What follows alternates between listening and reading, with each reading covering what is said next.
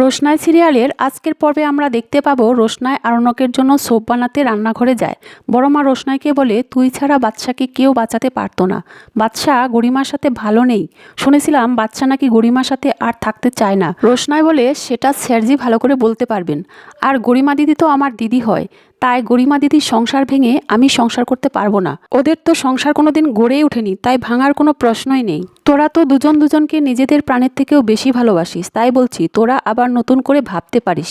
গরিমার সাথে বাদশার বিয়েটাই তো সম্পূর্ণ হয়নি, তাছাড়া বাদশার সাথে গরিমার সম্পর্কটাও ভালো নেই। রোশনাই বলে, বড় মা এসব কথা ছাড়ো, আর আমার স্যুপ রেডি হয়ে গেছে, আমি স্যারজিকে দিয়ে আসি। এমন সময় জাহ্নবী আর বাদশার মা এসে বলে, আজ বাদশা অনেকটা সুস্থ আছে, আর কিছুক্ষণের মধ্যে গরিমাও ফ্লাইট থেকে নেমে বাড়ি পৌঁছে যাবে। জাহ্নবী বলে, এতে বিপদ আরও বাড়বে। গরিমা এসে দেখবে ওর পরের ঘরে একটা বাইরের মেয়ে ঢুকেছে, ওষুধ খাওয়াচ্ছে, খাবার খাওয়াচ্ছে। বাদশার মা রেগে গিয়ে রোশনাইকে বলে, এই মেয়ে, আমার ছেলের জন্য তোমাকে কে খাবার বানাতে বলেছে? রোশনাই বলে, আমি আসবো না তো কি করব, মা হয়ে আপনি তো আসেননি খাবার বানাতে। তাছাড়া আপনি কি করে ভাবলেন বড় মা সবার জন্য খাবার বানিয়ে আবার স্যারজির জন্য স্যুপ বানাবে? একটা মানুষের উপর আপনারা কত চাপ দিবেন বলুন তো? আরণ্যকের মা রেগে গিয়ে রোশনাইকে বলে, তুমি খুব বার বেড়েছ, তুমি যে এত জোর দেখাচ্ছ, কিসের জোর এত তোমার? হ্যাঁ? রোশনাই বলে, এটা জোর নয়, এটা তেজ, আর এই তেজটা আমি কখনো প্রতিষ্ঠিত করতে চাইনি। তার মানে এটা কখনো ভাববেন না অন্যায় হওয়া সত্ত্বেও আমি আমার জোরটা দেখাবো না। আর বড় মা ঠিকই পারতো স্যারজির জন্য স্যুপ বানাতে, কিন্তু আমি তো ডক্টরের কাছ থেকে জেনে এসেছি, তাই আমি বড় মাকে বলেছি আমি স্যুপটা বানিয়ে দিচ্ছি। আর রান্নাঘরের পুরো দায়িত্ব তো বড় মাই সামলায়। আমি রান্নাঘরে এসেছি বলে বড় মার কোনো আপত্তি নেই, কিন্তু আপনার এত আপত্তি কেন বলুন তো? আরণ্যকের মা বলে, হ্যাঁ আমার আপত্তি আছে। তুমি যদি আমার ছেলের স্যুপের মধ্যে বিষ মিশিয়ে ওকে ওই স্যুপ খাইয়ে মেরে ফেলো, তার কি কোনো গ্যারান্টি আছে বলো তো? রোশনাই বলে, তখন না হয় আমাকে থানা পুলিশ করবেন। এরপর রোশনাই বড় মার কাছে ড্রাই ফ্রুট চায়। আরণ্যকের মা বলে, বাদশার স্যুপের সাথে ড্রাই ফ্রুট খায় না। রোশনাই ভালো করে বুঝিয়ে দেয়, আগে স্যারজি কি করতো সেটা এখন দেখলে হবে না, ডক্টর যেটা বলেছে এখন সেটাই করতে হবে। এরপর জাহ্নবী আরণ্যকের মাকে বলে, কাকিমা ছাড়ো তো, একটু পরে গরিমা আসবে, গরিমাই সবটা বুঝে নেবে। রোশনাই বলে, তুমি আমাকে গরিমার ভয় দেখাচ্ছ? যে মেয়েটা স্বামীকে অসুস্থ অবস্থায় ফেলে রেখে চলে যায় তাকে ভয় পেতে বলছো আমাকে? না জাহ্নবীদি, এটা আমি কিছুতেই মানতে পারবো না। বরং গরিমা দিদি আসলে আমি স্যারজিকে আরও বেশি করে খেয়াল রাখবো, যাতে স্যারজি গরিমা দিদির চেঁচামেচিতে এক্সাইটেড না হয়ে পড়ে। আর গরিমা দিদি যদি স্যারজির সব দায়িত্ব পালন করে, তাহলে আমি নিজে থেকেই সব দায়িত্ব গরিমা দিদির হাতে দিয়ে দেবো। রোশনা এরপর স্যুপ আর ড্রাই ফ্রুট নিয়ে আরণ্যকের রুমে চলে যায়। অন্যদিকে দেখায় রাজেশ রোশনাইকে মারার জন্য যে গুন্ডাকে এনেছে তাকে ভয় দেখায়, যে সে যদি রোশনাইকে ঠিকভাবে না মারতে পারে তাহলে তার 2 বছরের বাচ্চাকে তাকে আর কোনোদিনও সে দেখতে পারবে না, আর ওকেও মেরে ফেলবে। আর যদি কাজটা ঠিকমতো করতে পারে তাহলে তার সারা জীবনে কোনো অভাব হবে না, এই ব্যবস্থা রাজেশ তাকে করে দিবে। এরপরে দেখায় সুরঙ্গমা রাজেশের কাছে জানতে চায় রোশনাইকে মেরে ফেলার কি প্ল্যান করেছে, আসলে রোশনাইকে একেবারে শেষ করে দিবে কিনা।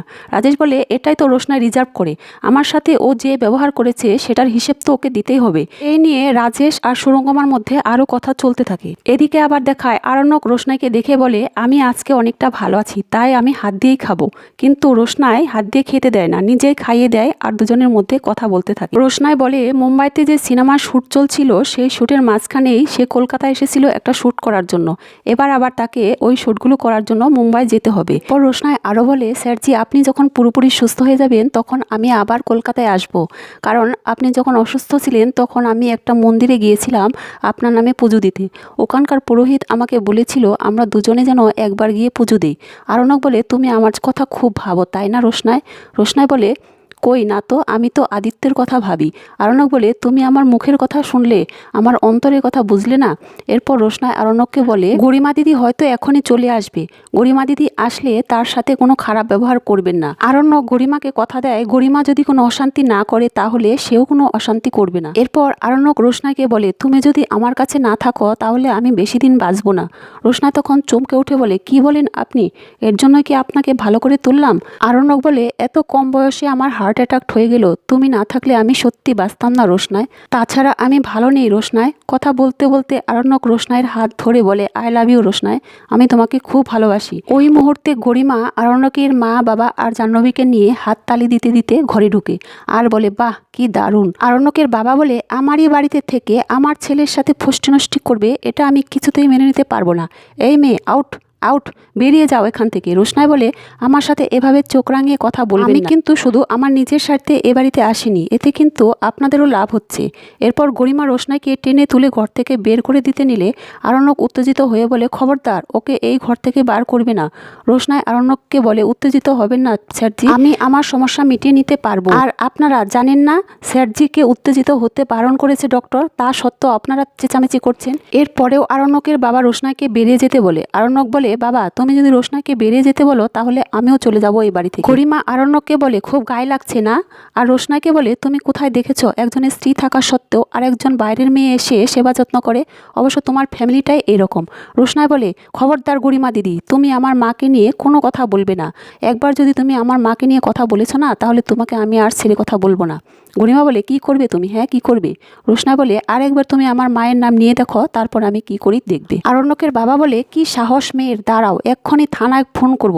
রোশনাই বলে, দীপ্তজিৎ বাবু, আর দুদিন অপেক্ষা করুন, আপনাকেই পুলিশ খুঁজতে আসবে। এরপর রোশনাই আরণ্যকের মাকে বলে, আপনি আপনার স্বামীকে নিয়ে গর্ব করেন তো? দুদিন পরে আপনি আপনার স্বামীর জন্য মুখ দেখাতে পারবেন না। এরপর গরিমা রোশনাইকে ধাক্কা দিয়ে বেরিয়ে যেতে বলে। রোশনাই বলে, আমি এই ঘর থেকে কোথাও যাব না, আগে স্যারজিকে সোপ খাওয়াবো, তারপর যাব। তো বন্ধুরা, জমজমাট রোশনাই সিরিয়ালের আপডেট পেতে হলে আমার সাথেই থাকো আর আমার চ্যানেলটিকে সাবস্ক্রাইব করো।